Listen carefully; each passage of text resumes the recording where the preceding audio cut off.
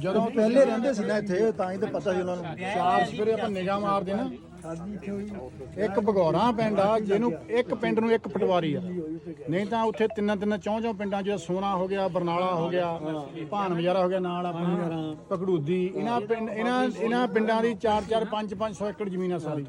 ਆਪਣੇ ਪਿੰਡ ਦੀ ਜਿੱਥੋਂ ਤੁਸੀਂ ਉੱਠ ਕੇ ਆਏ 1795 ਏਕੜ, 5 ਏਕੜ ਘੱਟ 1800 ਏਕੜ ਜ਼ਮੀਨ ਭਗੌਰਾਂ ਦੀ ਆ। ਔਰ ਇਹ ਲੱਗਦੀ ਕਿਹਨੂੰ ਲਗੜੋਏ ਨੂੰ, ਭਾਨ ਬਜ਼ਾਰੇ ਨੂੰ, ਪਖੜੂਦੀ ਨੂੰ, ਬੜਵੇ ਨੂੰ, ਜੈਨਪੁਰ ਨੂੰ, ਸਿੰਬਲੀ ਨੂੰ, ਤੇ ਗੱਭੇ ਭਗੌਰਾਂ ਆ ਜਾਂਦਾ। 6 ਪਿੰਡਾਂ ਨੂੰ ਆਪਣੇ ਪਿੰਡ ਦੀ ਜ਼ਮੀਨ ਲੱਗਦੀ ਸੀ।